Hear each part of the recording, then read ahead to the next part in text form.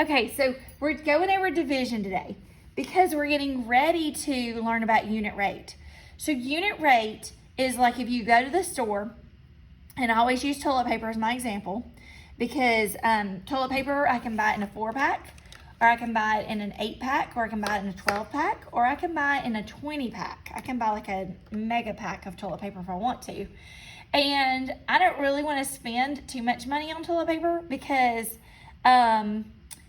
I'm literally just going to flush it down the toilet. Okay, so why would I want to spend extra money on toilet paper when all you do is flush it down the toilet? So now there's other things that I could buy that I'm not flushing down the toilet, but anyway, that's just my example. And so unit rate is when you figure out how much one roll of toilet paper would cost. So you're kind of taking the 20-pack and you're breaking it down and you're thinking, oh, how much should I spend on one roll of toilet paper? And you can compare that to like the 4-pack of toilet paper, divide it down, divide it by 4, the cost divided by 4, and see how much you're paying for one roll. Because if I needed 20 rolls of toilet paper, I could either buy the 20-pack or I could buy 5 of the 4-packs. I'm still going to get 20 rolls of toilet paper, but I want to see which one's cheaper.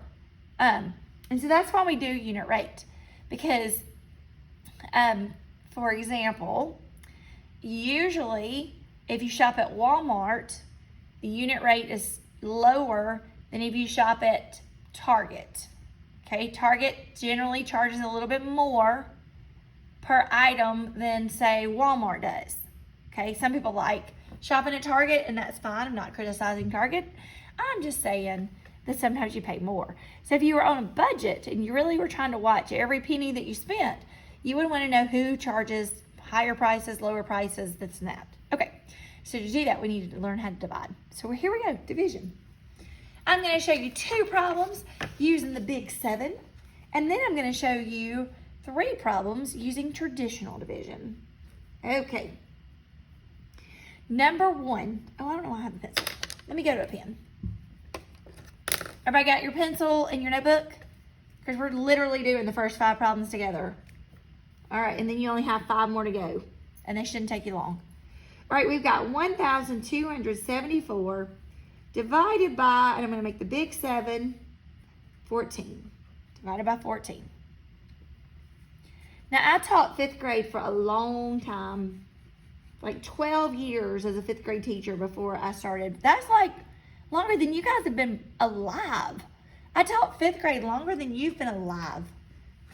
Okay, so we did lots of division when I taught 5th grade. And you guys would have done lots of division in 5th grade, but your 5th grade year was cut short. So you missed like 3 months of division. How do you live with yourself knowing that you could have been doing that division all that time and just, we got shut down? Okay, here's how I taught my students when I taught 5th grade. I call this the 1-5-2 method, the 1-5-2. All right, because in my think bubble, I think about what is 14 times 1? And that's super easy. It's 14. And then this is still a variation of 1, but I do 14 times 10. Okay, it's still using the idea of 14 times 1, but I'm just adding a group of 0 to it. Or multiplying times a group of 10. All right, now that's my 1s right there. Now I'm going to go with 5s.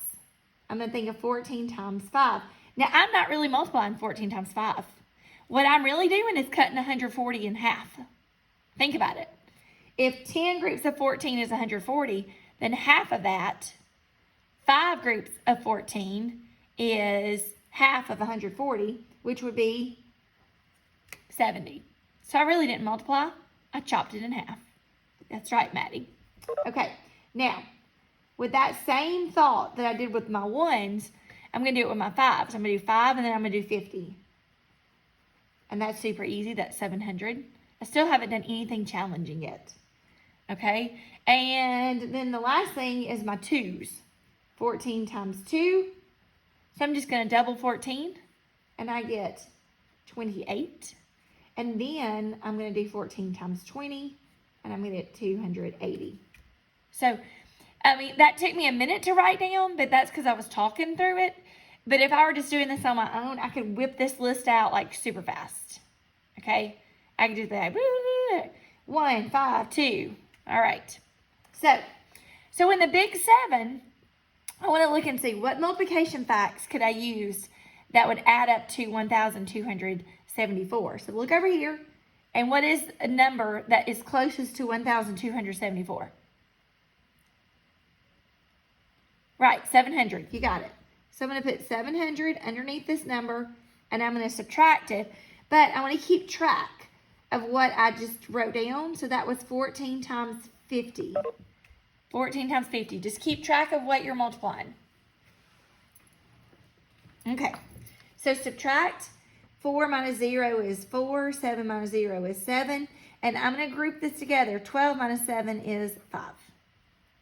So now look at your little thinking chart again.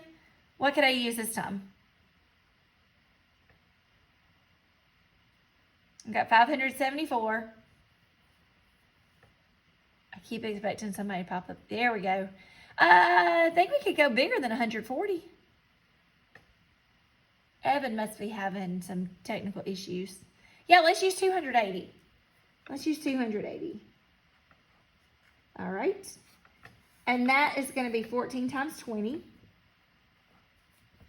And we subtract. Don't get caught up by this. 7 minus 8 is not 1. Don't put 1 down, but you got to borrow. This time I'm actually going to borrow. 17 minus 8 is 9, and 4 minus 2 is 2. I'm going quick on the subtraction because I'm assuming that we're good on that because you guys are my honors kids. Okay, now I got 294. What could I use out of my big think bubble? Good, 280 again. So let's keep track of it. 14 times 20. And then we're going to subtract, and that's going to be 14. All right, that's pretty easy. 14 is just 14. So 14, and that's 14 times 1. And we are left with no remainders. Okay, and so the answer to this problem is we're looking for how many groups of 14 did it take? That's right, Maddie.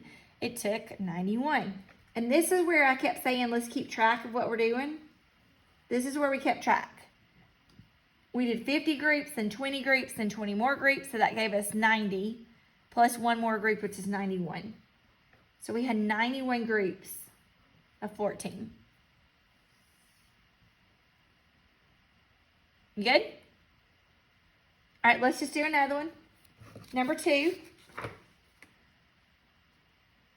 If I need to slow down, just tell me, because probably a lot of y'all remember this from last year. I'm just refreshing your memory.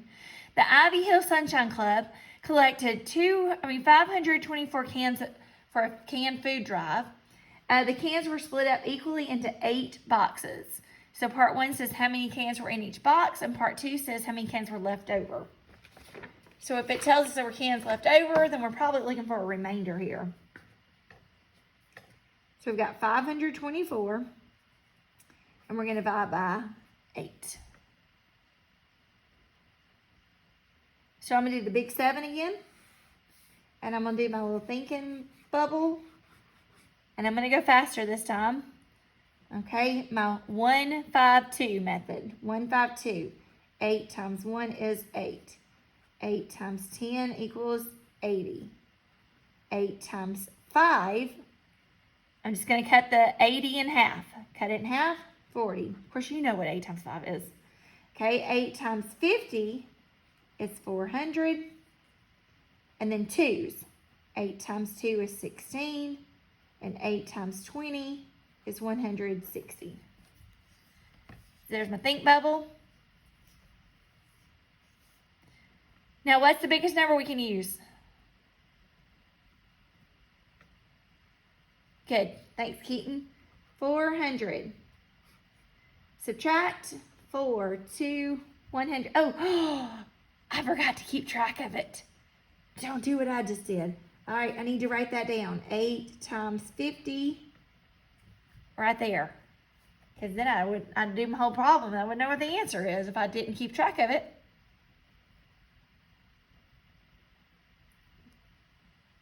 So now we've got 124. What can we use for 124? Yeah, let's use 80. And that's 8 times 10. I didn't forget that time. Subtract. 4 minus 0 is 4. And I'm going to do 12 minus 8 is 4. What can we pull out of it this time? 40. Got it, Addison. And that's going to be 8 times 5. Subtract, and I just get 4. And at this point, I can't take any more groups of 8 out. So I'm kind of stuck. So this is in elementary school. We call this our remainder. But that's probably one of the last times you're going to use the word remainder or an R. Because when we actually do our division unit, we're going to talk about how we can either turn that into a mixed number and use fractions, or we can turn it into a decimal. But only elementary teachers and elementary students use remainders. We pretty much kind of fade that away. We fade the whole idea of remainders away, and we put it into fractions or we put it into decimals. But we're not doing that today. That's not part of today's lesson. Okay, so how many cans can go into each box? That is our question. How many cans can go into each box? So what would we put for our answer for this? Okay, it's just going to be 65 because we're looking at this little tally list right here, 50, 10, and 5. So that's going to be 65. And then the next part of the question says how many cans were left after the boxes were filled. And the answer is 4 because there were 4 remainders.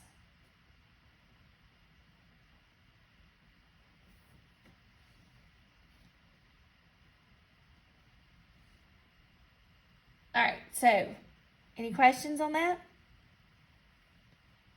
We're good? Okay, so now the next 3 questions we're going to do traditional division. And some people like it better. It's what most adults that are out of college, it's the way they learned. We kind of switched, in the state of Alabama, we switched to this method about 15 years ago. Because I remember my 2 sons that are now sophomores in college, they're 19, they're fixing to be 20. They learned it this way. Okay, so if I think about them being in 5th grade, or actually we switched over, they were in like kindergarten when we started. They didn't do this in kindergarten, but that's when we kind of made the switch on the way we taught it. So it's been about 14, 15 years ago. So anybody that is age 20 and under is familiar with that method, and anybody over age 20 is like, what? I don't understand this. This is crazy math. They call it the new math. We don't like this new math y'all are doing. I think they're both pretty easy myself, but I did have to learn how to do it, which I always like learning to do new things. Okay, number 3, we're going to do traditional. Okay, so we've got 2 and 52 hundredths. I like to think about that as money. $2.52 divided by 7. I'm going traditional here. I'm going old school. Forget the new math. We're going old school. Okay. So here is what your parents learned when they were in 5th grade. Okay. They learned that when they have a decimal in a division problem, you should push that decimal up and sit it on top of the box. You just push it up. You push it up and you forget about it. Forget about that decimal even being there. And so now we pretend instead of being $2.52, we pretend it's $252, which is kind of nice. Like, I'd love to go to the bank with $2.52 and tell them that I'm really putting in $252 into my banking account. Wouldn't that be nice? Unfortunately, real math doesn't work that way, but it's a fun thought. But that's what we're going to do for this division, is we're going to push it up out of the way, and we're going to forget about it. Okay, till we get to our answer. And then we'll remember it again. All right, so we've got 7 and a 252 now, because I pushed that decimal up. Now, traditional division starts on the left and works its way over to the right. Kind of like reading a book. Now think about math and reading are opposite. Usually when we do math, we start on the right. I don't know how. Usually we start on the right and we work our way to the left. And in reading, we start on the left and we work our way to the right. But this division problem, we're going to start on the left and we're going to work our way to the right. Okay, so we start with the 2. And we say, how many times will 7 go into 2? Don't get tricked by this. How many 7s can you pull out of 2? That's right, 0. So up above the 2, we put a 0. Because you can't get 7 out of 2. Unless you break it up into pieces. Okay, so now we underline the next digit. 25. 25. How many 7s are in 25? And I'm a very visual person, so I like to see it. 7 times what is 25? 7 times 3. Actually, it's not 25. 7 times 3 is 21. But we can't go over the number 25. So we put the 3 on top of the 5 up here. And then we think about 7 groups of 3 is 21. And then subtract 25 minus 21. Now, notice we haven't done anything with that 2 right now. We're just leaving that 2 sitting there for a second. 25 minus 21 is 4.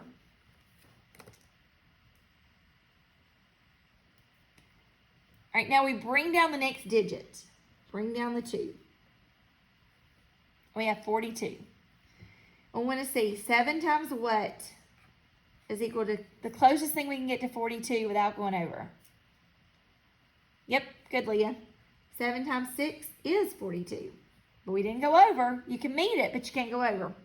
So we're going to put the 6 on top of the 2. See how the 2 is the number we slid down just now? Okay, so we put the 6 on top of the 2. And then we think 6 groups of 7 is 42. And we have no remainders. So if I had $2.52 and I was going to split it evenly with 7 people, every person would get 36 cents.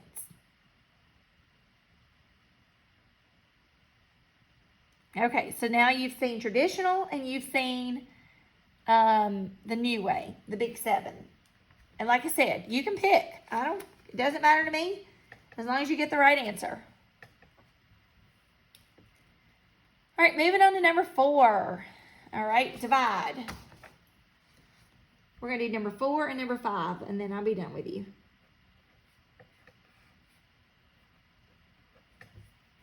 Doing traditional again. Push that decimal up. Okay, so Keaton, you said you learned it in 4th grade? That's cool. Push that decimal up and pretend like it's not there anymore. So now instead of $21.25, we're going to do $2,125 divided by 25. All right, so we're starting with the left and we're going to work our way to the right. How many times will 25 go into 2? Done. None. That's correct. How many times will 25 go into 21? That's right. 0 again. Okay. How many times will 25 go into 212? So I'm thinking of this problem. 25 times what equals 212? Think about money. How many quarters are in $2.12? I know there's 4 quarters and $1, but I've got $2. All right, 8. That's right. Oh, you know what? I shouldn't have put that 212 because 8 times 25 is just 200. All right, so above the 2, since that was 212, above the 2, I'm going to put 8. And 8 groups of 25 is 200. So I put that underneath the 212. Just ignore the 5 for a minute. We haven't gotten that far yet. Subtract 212 minus 200. You should just be able to do that in your head. It's going to be 12. And then bring down the 5. So now I'm thinking about 25 times what equals 125, or as close as I can get to it without going over. Right, good Parker, good Keaton. 5, think about quarters and $1.25. And that would be $1.25.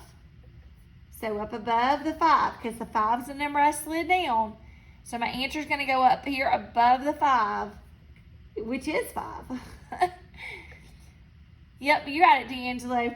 And then 5 times 25 is 125 with no remainders.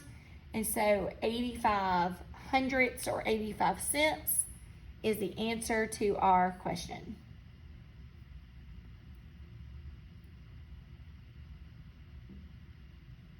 Okay, one more.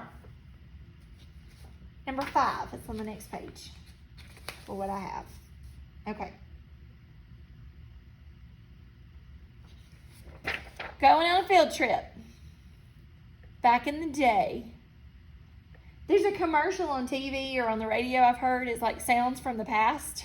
And one of the things is that people go into a movie theater and eating popcorn and they're like, sounds from our past. Because, you know, we can't go to the theater anymore. Okay. What was the answer on the last one? 85 hundredths, 0. Let's see. Here you go. Here was the answer on the last one. Someone just asked what's the answer on the last one. It was 85 hundredths or 85 cents. Oh, you know what? I should have said, whenever you put answers in, you got to put 0.85. A correct way to write a decimal number is to put a 0 in front of the decimal. So make sure on Edulastic you're doing that. 0. I know in our answer up here we had 2 zeros, but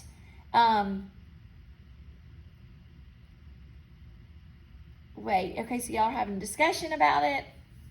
Is that not the right answer in Edulastic? Did that not come up as that one? It let you do 2 zeros? Okay, good. Okay, good. All right.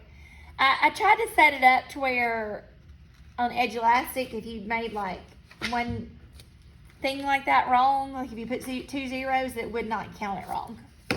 So it let me go in and change the settings. Okay, so back to sounds from our past. Sounds from our past is the idea that we are taking a school bus on a field trip, because that's not happening right now. We're not going on a bus on a field trip. Okay, so, all right, so we're going to divide by 33. 738 students divided by 33 kids on a bus. How many buses should we take? All right, so how many times will 33 go into 7? There's no decimal this time, so we don't have anything to push up. Okay, it will go no times, 0 times. What about 73? How many 33s are there in 73? That's right, there's only 2. That would be 66. You might think, well, I wonder if there's more than that. I wonder if there's 3. But that would be 99, and that's too much because this just says 73. So it will only go 2 times. So put the 2 on top of the 3, and then multiply 2 groups of 33, which is 66, and subtract. Okay, you might just want to count up, or you can subtract by borrowing. 13 minus 6 is 7. 6 minus 6 is nothing. Bring down the next digit, which is 8. So we have 78 now. 33 goes into 78. Look, you can still look over here at what we did. Still just going to go 2 times. And 2 times 33 is 66 again. Subtract and we get 12. So how many buses do we need to take on this field trip? Our answer was 22. Okay. But these are poor little kids. Look at them. They're sad. They just got left from the field trip. How are you going to do remainder 12? How many buses do we need? We have 12 little kids down here. That you guys are not getting them a bus? Really? Another one. Okay, yeah, we got to get another bus, don't we? Yeah, y'all are putting 23. So when you were thinking about how many buses do we need, We got to have 23 buses. Even though that wasn't the exact answer of our math problem, we can't. Look at these poor little babies. They're so sad. They're crying. Oh. Satisfy the children. That's exactly right, Chase. You have to satisfy the kids. You can't leave them behind. Okay. So we got to get another bus because surely there's some teachers on these buses too. So we need some extra space for the buses.